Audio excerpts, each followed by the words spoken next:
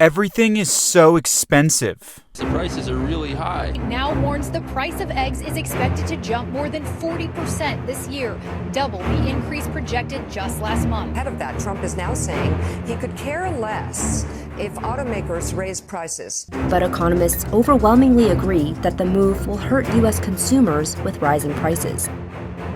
Tariffs in general raise the price of everyday goods because companies pass the higher importing cost onto consumers. But there's a solution, a golden solution. A lifestyle that, when implemented, would make all of your favorite finance YouTubers happy. What is it? Being frugal. Frugality. As the philosopher Merriam-Webster once said, the careful management of material resources, especially money. But here's the problem. With rising prices, is being frugal even possible anymore? Here are the rules. Today, I'm gonna go to a bunch of locations that represent the 5 pillars of frugality. And I'm gonna see if they're still worth it. And if they fall into the dark side of, being too expensive. And then I'm gonna give them a score out of 10 to let you know whether or not they're still affordable and whether or not they're still worth doing. First location.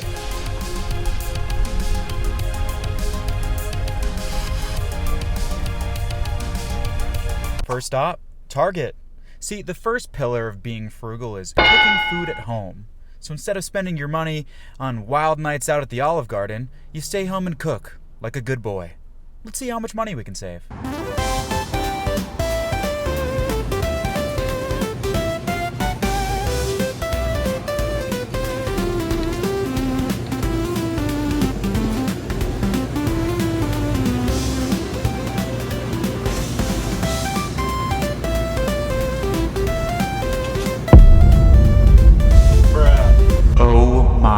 God. $12.99? $12.99 for an 18 count of eggs? $8 for a 12 count of eggs? For the white, steroid injected worst eggs you can buy at Target. It's $12.99. Look at this. I had to go back. I was in disbelief. I said, no way. This is the cheapest eggs that you can buy here. But alas, it's the new egg economy, everybody. This is what we have to deal with now. And come over here, look at this. 2 pounds of chicken drumsticks for $4. You can get 3 pounds of chicken breasts for $10. I guess we have an answer to the age-old question. Is it the chicken or the egg? I guess it's the egg. Because now it seems like it's easier to kill the whole chicken than it is to get a dozen eggs of the worst quality at Target. And now while we're at Target, we're going to be investigating pillar 2 of frugal savings. Buying generic brands. Buying generic brands has been a pillar of the frugal community for generations. It used to be that if you wanted to save some money and you wanted to buy a brand, instead of buying Oreos, you'd buy Oreos, and you'd be able to save a good amount of money. And it was basically the same product, just for cheaper because it came from the generic brand. But is that still the case? If you look right here, I was really surprised to see that the Good & Gather brand, the generic brand of Target, their toilet paper is actually more expensive than Charmin. And I saw that all throughout the store. The savings on generic brands just weren't really there anymore. The margin has shifted so much that there's barely any difference between the generic brand and the name brand. And so I would say, if I had to give it a score, buying generic brands gets a frugal score of 5 out of 10. And we're done. Pillar 1 score. Okay, cooking at home gets a frugal score of 10 out of 10. Yeah. No, it's great. It's 100% worth it. Unless you're cooking eggs. Eggs are crazy right now. They don't count. But cooking at home is still by far the best way to save money. It is always going to be exponentially cheaper than going out and getting it from a restaurant like Olive Garden, McDonald's, Chick-fil-A, whatever. Even if you look at the food that I got today, the chicken, that is chicken for multiple meals, and it's still cheaper than just one Chick-fil-A sandwich. Now off to our second secret location. Do you guys have a dollar menu anymore? No. Okay, let me see. I'll take a Number 4, please. Thank you. Next window. Thank you. Crispiness check. It's good. Thank you so much.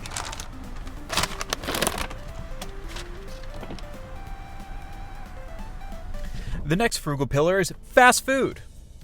It used to be that if you wanted to save some money, sacrifice a little bit of quality on the meat and the other stuff that fast food is made of, then you could go and get a nice cheap meal for 4 people, and it would be like $15. You know what I mean? Your mom's driving you home from baseball practice with all your screaming friends. You get 4 meals, 4 McFlurries, extra side of chicken McNuggets, and it was going to run you about less than $20. But nowadays, is it still worth it?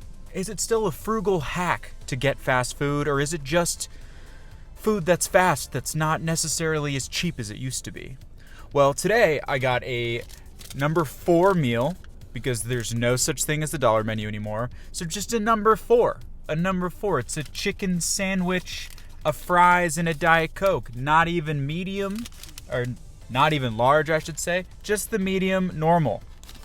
And it came out to $10.74. So, to me, wait, before I can give it a score, I need to test the merchandise.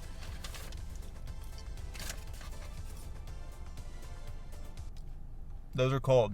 Yeah, those are kind of stale too. I'd say, and this has been a trend that I've been noticing for a long time now, that fast food, instead of a cheap alternative to normal eating out or normal fast casual dining or just a quick, cheap way to grab some food on the go, I've noticed that fast food is rapidly becoming an indulgence.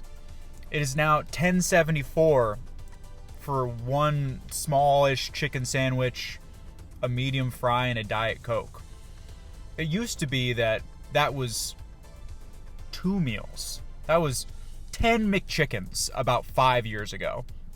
But nowadays, fast food has become much more of a indulgence. I mean, what's really the difference between eating out now at a McDonald's as opposed to making a sandwich at home or eating at a Chipotle or even getting a $18 salad from Sweetgreen? It's not really that much better. So I would say, if I had to give this a score, out of a frugal score, I would say that I would give eating fast food in the year 2025 a 5 out of 10 frugal score.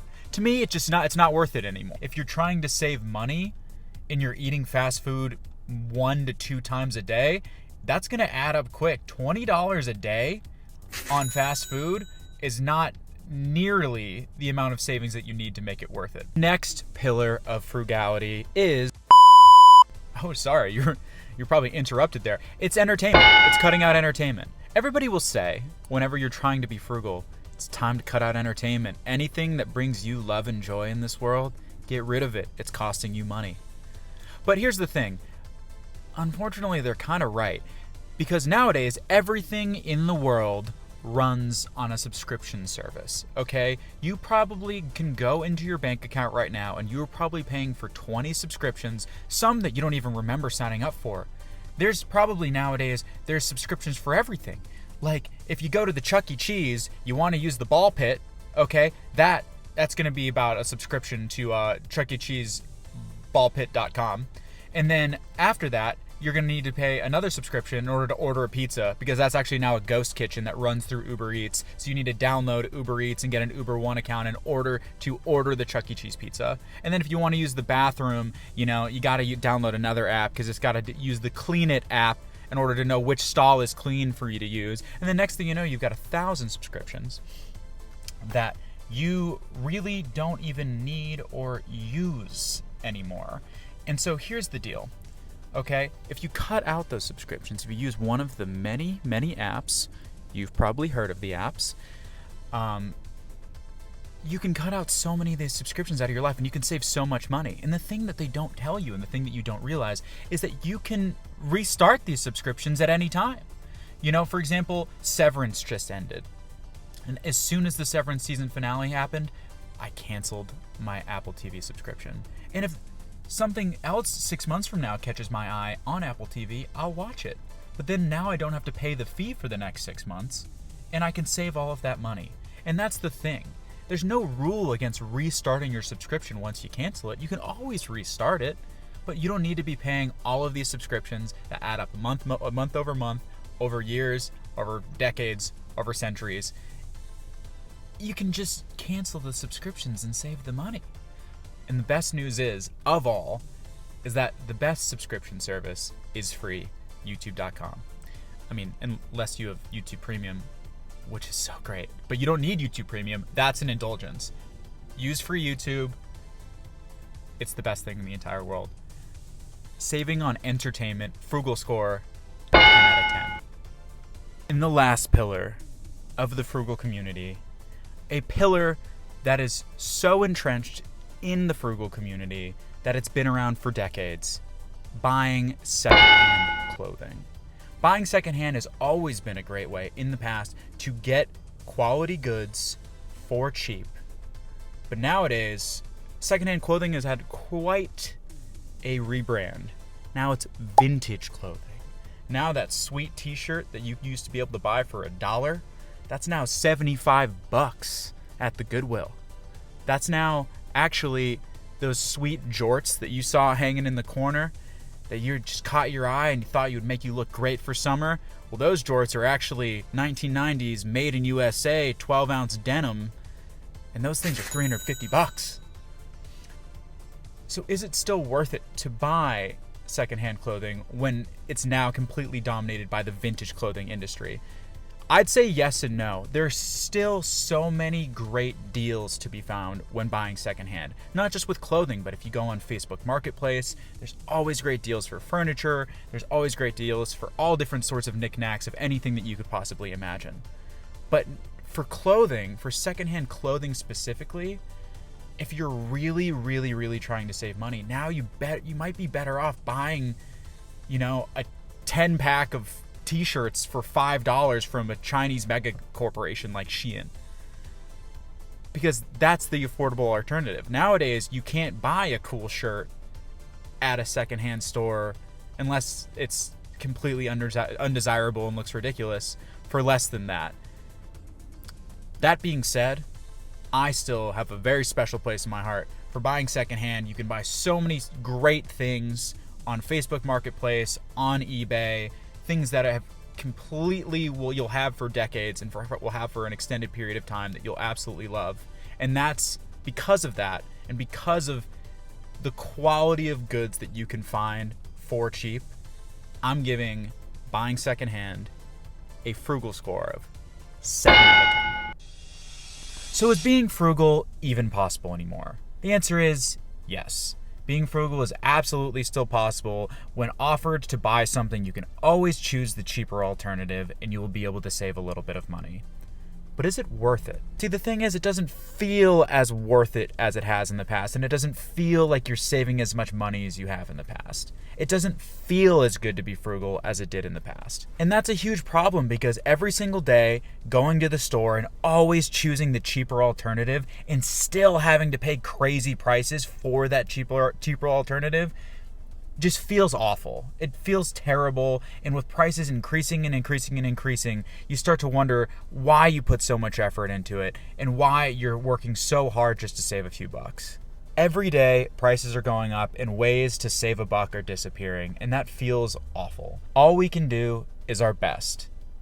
We have to just continue to try to live as cheaply as possible, to make as much money as possible, and to have the best financial practices possible in order to have the most financial power over your life. And all we can do now is try our best, try to find brand new hacks of ways to save money, and share them with each other, and create a community of people who are all helping each other to achieve financial freedom and financial security and having more financial power over their lives.